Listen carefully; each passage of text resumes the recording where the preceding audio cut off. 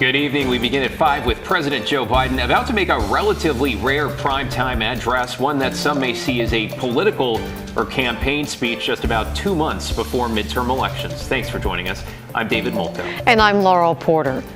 During tonight's speech, officials say the president is focusing on what he calls the battle for the soul of the nation. You might remember that phrasing from his presidential campaign.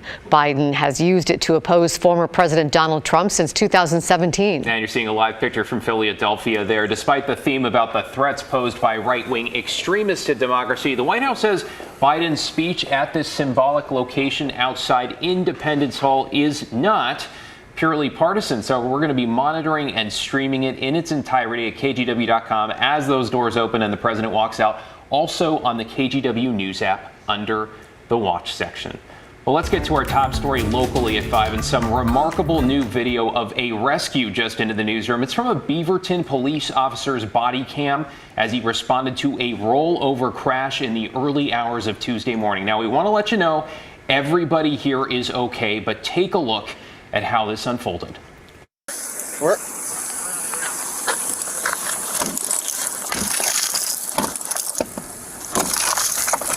Yeah, you see it there, the burning vehicle on its side. You hear the sounds of the officer breaking the moonroof, trying to get to the driver. What you do not see is what police say were a number of small explosions, constantly pushing that officer back. He did not give up. Here is what happened next. Get up! Get up!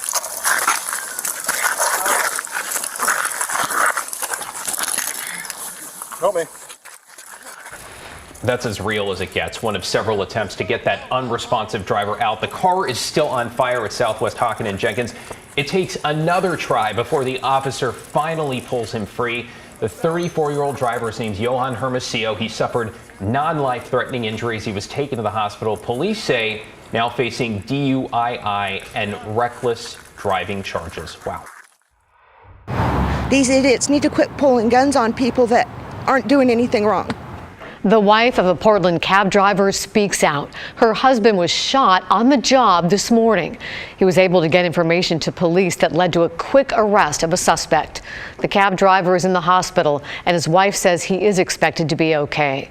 Police say someone shot at him from another car, and the bullet that hit him traveled right through his car. Tim Gordon's at Legacy Emmanuel Hospital, where the cabbie is recovering after surgery. Tim, this is horrifying. What a close call. A very close call. And Laurel, listen to this. Not only did this cab driver get that information to police quickly, he did it while he was driving himself to the hospital. He actually drove to Providence, Portland. He was transferred here to Legacy Emmanuel. The shooting happened Thursday morning at 9 o'clock on I-205 near the Gleason Street on-ramp. The bullets apparently shot from another vehicle. The cab driver's car was struck twice, with one bullet making it through to hit the driver in the back, according to the people at Portland's radio cab company. The cab was towed back to their headquarters this afternoon, now with bullet damage. Not only was the cabbie able to drive himself to the hospital in this car, he was able to give police a lot of information at the same time, according to Radio Cab's Darren Campbell. The driver was able to get the make and model and license plate of the vehicle that the round was shot from, and that individual is now in custody. So police were able to locate that person quickly. As we spoke with Campbell, the cabbie's wife arrived just after visiting her husband at the hospital. It sucks, you know? It sucks. Michelle also works for Radio Cab. She told us about how her husband was doing. He is stable at the moment, and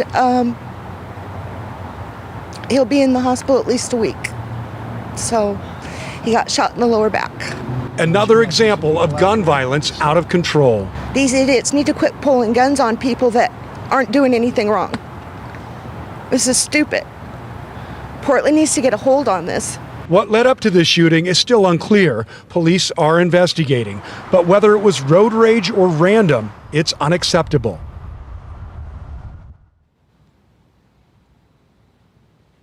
Again, Portland police able to make a quick arrest and continue to investigate now. Get more information. We'll certainly pass it along to you.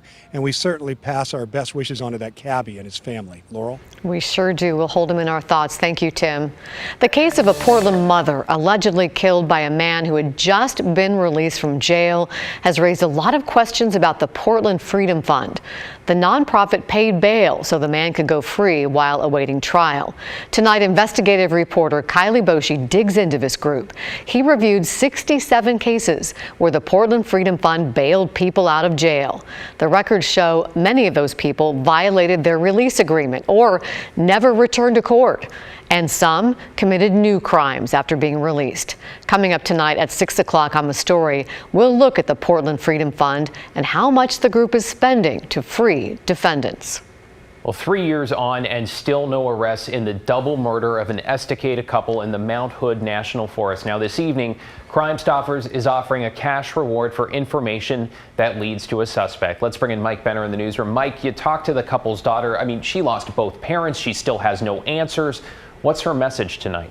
Yeah, it's simple, David. If you have any information about this case, no matter how insignificant you think it might be, please pick up the phone and call authorities. Haley Merchant and her brothers want nothing more than justice for their parents, Stacy Rickard and Jeremy Merchant. Deputies found the couple dead on August 12, 2019 in the Mount Hood National Forest. Detectives have not said much about the case, only that Stacy and Jeremy were shot to death and their bodies found in what's described as an improvised target shooting area.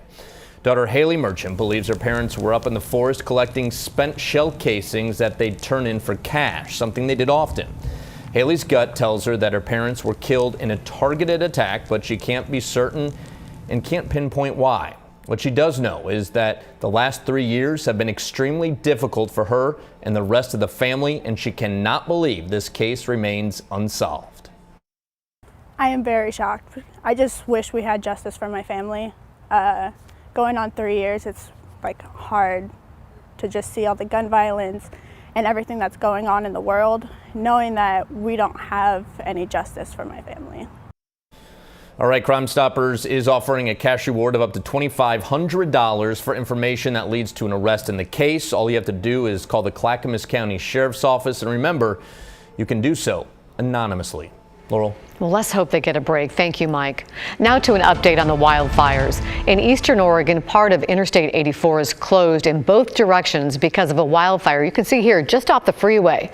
And as you can see in this picture from ODOT, dozens of cars and trucks are lined up. There's the photo.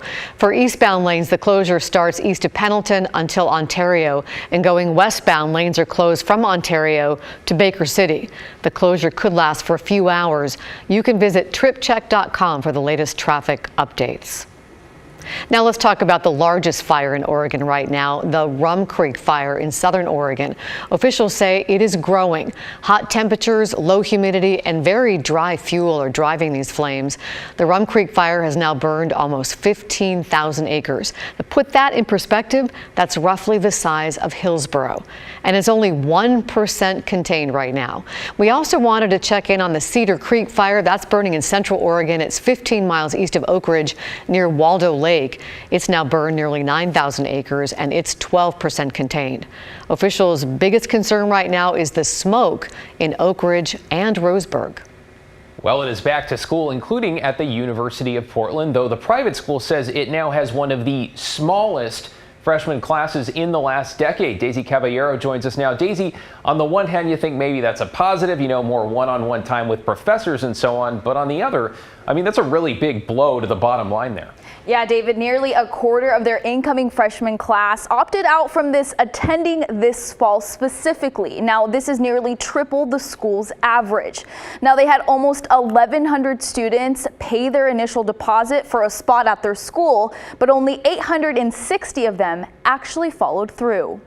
This is really a 6 to 7% revenue miss. And while that's substantial, it's not unmanageable. The University of Portland says they saw roughly 250 incoming freshmen opt out from attending the private school this fall, directly impacting the school's budget. We built a budget with a certain expectation of revenue coming in from students living on campus, students attending classes, et cetera. So, we fell short of that.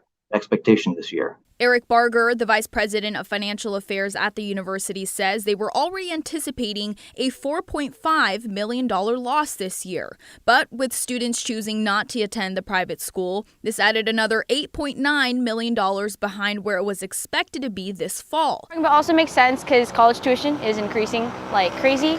And obviously with the state of the world, it's kind of hard to, navigate that for some people. This news caught some university students by surprise, while others say they're not too shocked by the drop in incoming freshmen. And while $13.9 million may seem like a lot of money, Barger says this is manageable as they've done this in the past. Generally, we beat our expectations. So this was a surprise to us this year, but it's not, again, something that's unmanageable. We've just decided to make sure that all of our faculty staff know where we're at and have a chance to participate in how we meet those challenges going forward. He says administrators are still planning on how exactly they will be dealing with this loss in revenue, but according to an email sent to university staff and faculty, the school has reduced its contribution to staff retirement accounts from 11% to 5% temporarily while it works out a permanent plan. And according to a student survey, 82% of students who opted out said that they were doing so for financial reasons. We'll have more on this story on our website, kgw.com. Couldn't be more timely considering all the talk about student loans and college costs and the rest of it. Thank you, Daisy.